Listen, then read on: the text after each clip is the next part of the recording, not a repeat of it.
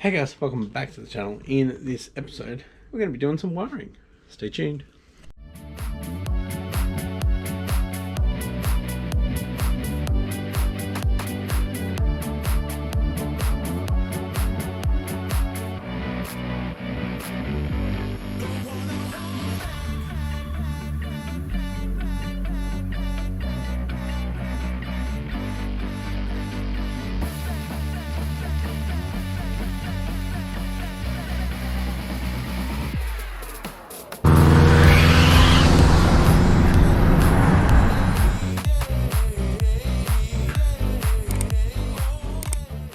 Thanks for tuning in, guys. If you haven't yet, please consider hitting that subscribe button and that post notification bell to stay up to date with these projects. With that being said, let's get into it. Alright guys, I've been putting this off for quite some time now. So we need to do the wiring. So we need to get the plugs back in, the coils on, and the crossover pipe, the water pipe there, and also the intake. Then we can go over my wiring that's up here there and make sure it's all in the same area and look at what other sensors I need to put in as well.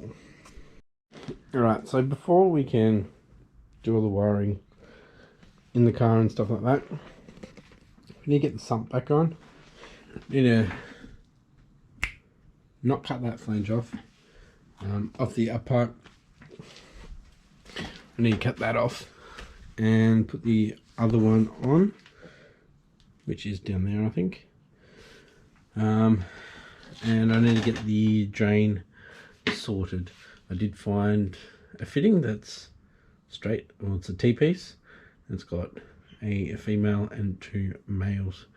So we should be able to make a drain that comes down through here for the stock location, and then one that comes out the back for the GT35. Also, I've still got all my my new covers, timing case covers that need to go on. Oh, and I need a new timing belt. I totally forgot about that. What an idiot. Anyway, let's focus on the wiring today. Alright boys, we have the coolant crossover pipe on. We've got new O-rings in there. I haven't tightened it down to the way, but we've also got the crank sensor on. You might be able to see a new sensor here. That, my friends, is a Haltech water sensor, coolant temp sensor. Right. Now, this is the stock one. Yeah, it's got 3 wires. That one has 2. This one is more important. However, this one will show the coolant on the dashboard. So, what do I do with this? Do I relocate this one and keep that one in place and run stock wiring so we have coolant on the dash, or we just worry about having it on the Haltech? Now, I'm not sure if I'm going to, but I might get the 2-inch gauge from Haltech that you can, which is can run on the can system. You can go through. I think that has coolant temp on it.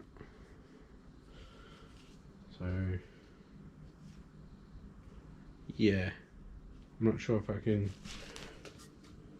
use that and still have it working on the dash. Although on Subarus it's either half or head gasket. So yeah. Let's just put that one in for now. I do have a sensor in the radiator hose that comes up, but that's a different fitting, and that's for a gauge. But doesn't always work, so I won't be running that gauge anyway. So I guess we could. I'll go grab it. So yeah, here it is. I think it's normally like that.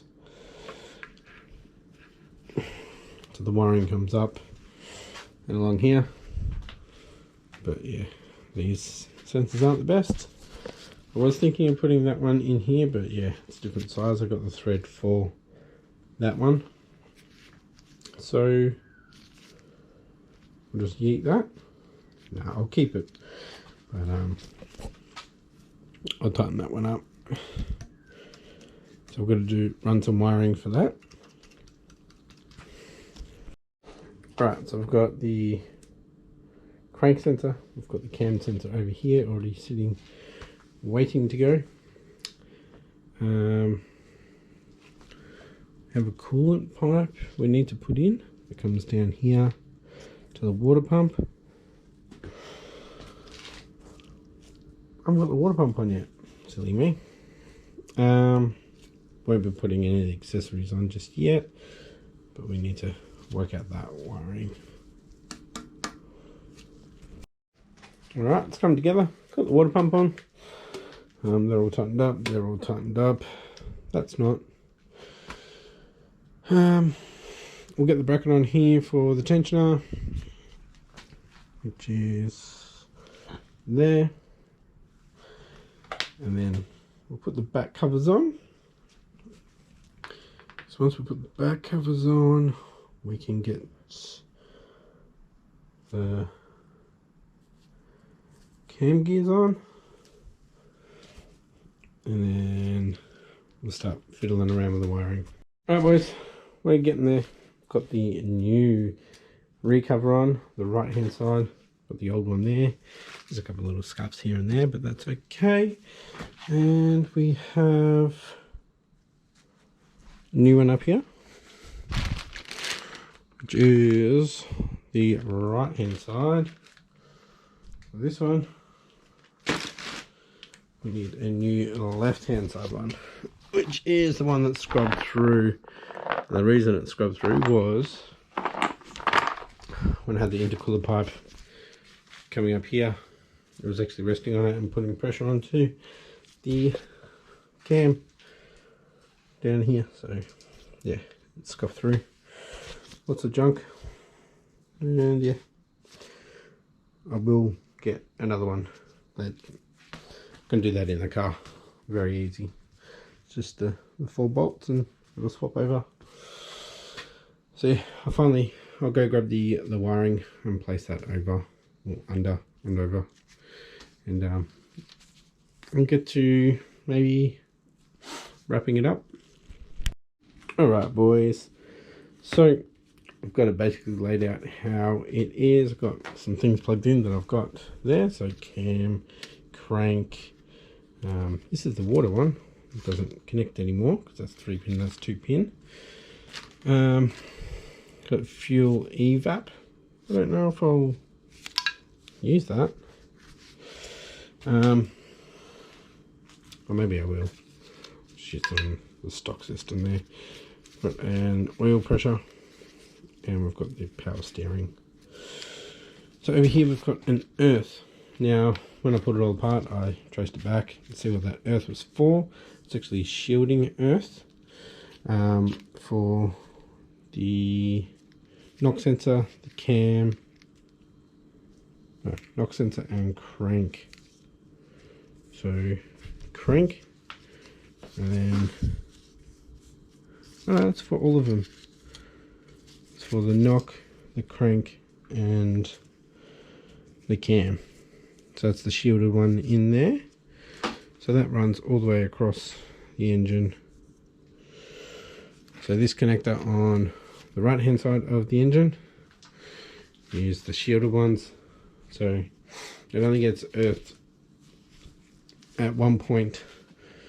So this side of the connector, it gets out to the manifold, and I've got Philonic spacers, so I might have to earth that to the actual engine itself. So just have another wire coming down from that mounting bit, or find another mounting part maybe on the head there. Probably same with this one here. That is an earth that goes all the way through. So on the Haltech we don't have a knock sensor, so I'm just going to be running that through the stock system, through the stock electricals, and if I figure out how to use it, I'll use it. But with the wiring of the cam sensors, or the cam sensor, the crank sensor, I'm just going to piggyback it from in the cabin, because this is all earthed correctly. So that would be earthed correctly as well, wherever the connector is. Here, all the way back around.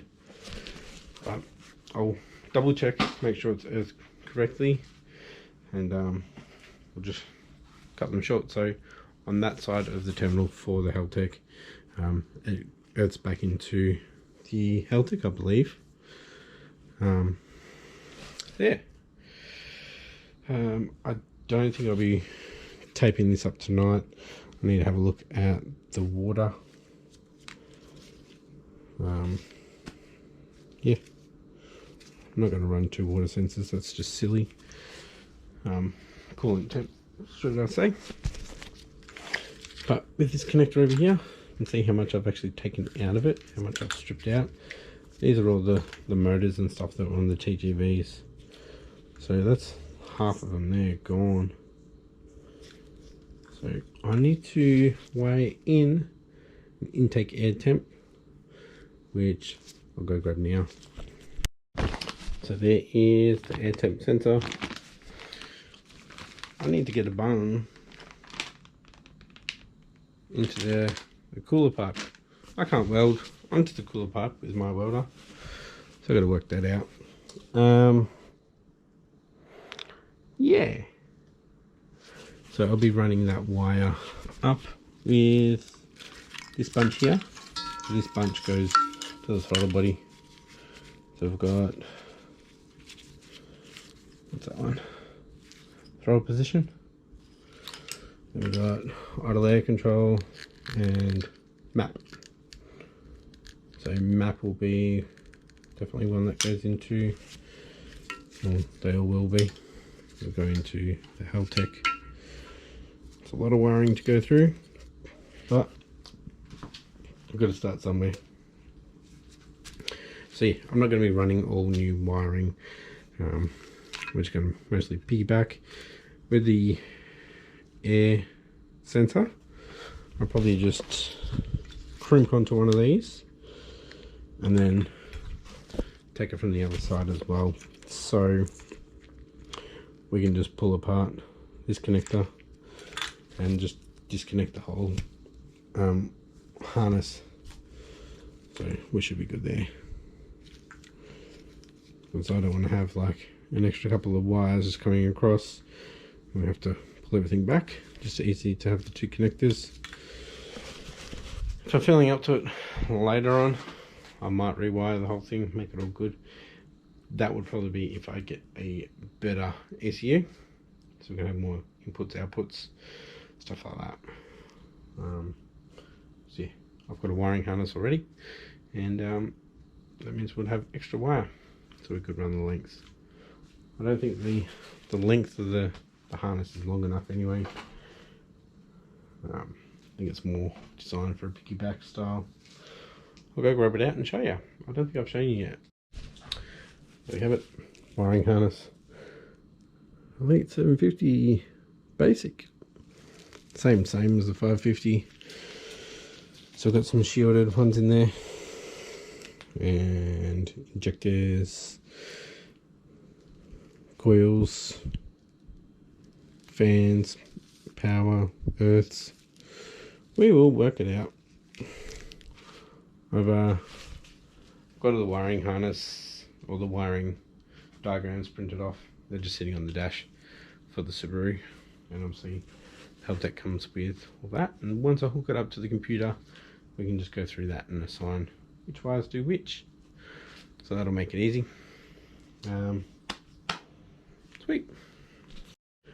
So if you've been looking at this, you might have seen that the crossover pipe from here is not on there. I'm not going to be running that. I'm going to be running a braided line. That'll go over to the IEG coolant reservoir there, instead of running that hard line up and over and looking all ugly. Alright boys, we've got the intake on there. Got most of the connectors on. Turn on the injectors because they're different plugs. Yeah, don't have evap on. Don't have oil pressure. Look on there. I'll see how I go with all the inputs on the help tech. Maybe I can run my other one as into the help tech for the oil pressure. I haven't got any earths mounted yet, but yeah, I need to trace back the water. So this one here, it should be easy enough. And see what is what. So, and see the difference between that one and the Haltech one, or this one. And I can cut them off and repin it and pull out the other wire that I don't need if it's only for the water. I can pull that out. But if it's connected to something else for like a voltage or something like that, then we'll have to work that out. So yeah, bit of progress today, guys. Yeah. I don't know when I'll be back out here. Tomorrow is New Year's Eve, so might actually finish this episode here and get this up for New Year's Day for you boys. And maybe girls. Yeah, making some progress. Getting there. Main thing I need to do to get this into the car is the sump and the upright flange. Once I get that done, I should be able to get it into the car pretty easily. So I'll probably just use that sump, clean that up, and hopefully, fingers crossed, next episode we can actually get the engine back into the car.